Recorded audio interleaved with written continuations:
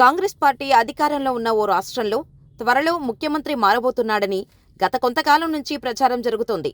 గతంలో రేవంత్ రెడ్డి సీఎం పీఠం ఎక్కినప్పుడు రేవంత్ 6 నెలల్లో సీఎం పదవి నుంచి తప్పుకుంటారని, కాంగ్రెస్ అధిష్టానం రేవంత్ను పదవి నుంచి తప్పిస్తారని ప్రచారం జరిగింది. ఇలాగే ఇప్పుడు మరో రాష్ట్రంలో 2-3 నెలల్లో సీఎం మార్పు జరగబోతోందని, ఆ రాష్ట్ర ప్రస్తుత ఉప ముఖ్యమంత్రే త్వరలో ముఖ్యమంత్రిగా బాధ్యతలు స్వీకరించనున్నారని ప్రచారం జరుగుతుంటే, డైరెక్టుగా ఆ పార్టీ ఎమ్మెల్యే ఒకరు కన్ఫర్మ్ చేసినట్టు కామెంట్స్ చేయటం తీవ్ర సంచలనంగా మారింది. ఈ సంచలన వార్త పుట్టిన రాష్ట్రం మరేదో కాదు, కర్ణాటక. ప్రస్తుతం కర్ణాటక ముఖ్యమంత్రిగా ఉన్న సిద్ధరామయ్యను కాంగ్రెస్ ప్రభుత్వం నిజంగానే పదవి నుంచి తొలగించనుందా? ఉప ముఖ్యమంత్రి డీకే శివకుమార్కు పట్టం కట్టనుందా? అసలు కర్ణాటకలో ఏం జరుగుతుంది? కర్ణాటక కాంగ్రెస్ ఎమ్మెల్యే హెచ్ఏ ఇక్బాల్ హుస్సేన్ మాటల వెనక మర్మమేమిటి? Watch the story. 2023లో జరిగిన అసెంబ్లీ ఎన్నికల తర్వాత ముఖ్యమంత్రి పదవిపై రాష్ట్ర కాంగ్రెస్లో తీవ్రస్థాయిలో చర్చ జరిగింది. సిద్ధరామయ్య, డీకే శివకుమార్లు 2.5 ఏళ్ల పాటు పదవిలో కొనసాగేలా అంగీకారానికి వచ్చారనే వార్తలు కూడా వచ్చాయి. శివకుమార్ కూడా ఎప్పటికైనా ముఖ్యమంత్రి పదవిని స్వీకరిస్తాననే బహిరంగంగానే చెబుతూ వచ్చారు. లోక్సభ ఎన్నికల ప్రచారంలోనూ ఇదే విషయాన్ని ప్రస్తావిస్తూ ఎక్కువ సీట్లలో గెలిస్తే తన పదవికి బలం చేకూరుతుందని శివకుమార్ చెప్పారు.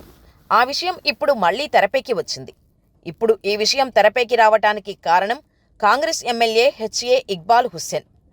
ఈయన చేసిన వ్యాఖ్యలు సీఎం మార్పు విషయంపై మరింత ఆజ్యం పోశాయి. మరో 2 లేదా 3 నెలల్లో ప్రస్తుత ఉప ముఖ్యమంత్రి డీకే శివకుమార్కు ముఖ్యమంత్రి పదవి దక్కవచ్చని ఆయన ఆదివారం వ్యాఖ్యానించటం రాష్ట్ర రాజకీయాల్లో తీవ్ర చర్చనీయాంశంగా మారింది. పార్టీ అధిష్టానం సరైన సమయంలో సరైన నిర్ణయం తీసుకుంటోందని ఆయన చెప్పటం కాంగ్రెస్ వర్గాల్లో చర్చలు మొదలయ్యాయి. డీకే శివకుమార్కు ముఖ్యమంత్రి అయ్యే అవకాశం ఉందా అని విలేకరులు ప్రశ్నించగా, ఇక్బాల్ హుస్సేన్ స్పందిస్తూ, ఈ ప్రభుత్వం అధికారంలోకి రాకముందు కాంగ్రెస్ పార్టీ బలమేంటో అందరికీ తెలుసు. ఈ విజయం కోసం ఎవరు కష్టపడ్డారో, ఎవరు చెమటోడ్చి పనిచేశారో కూడా అందరికీ తెలిసిందే. అంతగా డీకే శివకుమార్ వ్యూహాలు, కార్యక్రమాలు ఇప్పుడు చరిత్రలో నిలిచిపోయాయి. అధిష్టానానికి ఈ పరిస్థితిపై పూర్తి అవగాహన ఉంది. సరైన సమయంలో డీకేకు అవకాశం కల్పిస్తుందనే నమ్మకం మాకుందని ఆయన చెప్పుకొచ్చి అందరికీ షాక్ ఇచ్చారు. వెంటనే విలేకరులు ఈ ఏడాది డీకే శివకుమార్ సీఎం అవుతారా అని అడగ్గా, అవును, నేను అదే చెబుతున్నాను. 2-3 నెలల్లోనే నిర్ణయం వెలువడుతుంది. సెప్టెంబర్ తర్వాత రాష్ట్ర రాజకీయాల్లో సంచలన మార్పులు ఉంటాయని కొందరు నేతలు చెబుతున్నది దీని గురించే. నేను దాచిపెట్టి మాట్లాడటం లేదు, నేరుగానే చెబుతున్నాను అని సంకోచం లేకుండా ఇక్బాల్ స్పష్టం చేయటం కర్ణాటకలో ఇప్పుడు ఇదే హాట్ టాపిక్. కాగా ముఖ్యమంత్రి సిద్ధరామయ్య కుమారుడు ఎమ్మెల్సీ యతీంద్ర సిద్ధరామయ్య ఈ వార్తలను కేవలం ఊహాగానాలుగా కొట్టిపారేయటంతో ఇక్బాల్ స్పందిస్తూ 2023 అసెంబ్లీ ఎన్నికల తర్వాత ప్రభుత్వ ఏర్పాటుపై సోనియా గాంధీ, రాహుల్ గాంధీ, మల్లికార్జున ఖర్గేలతో కూడిన అధిష్టానమే నిర్ణయం తీసుకుంది. ఆ విషయం అందరికీ తెలుసు.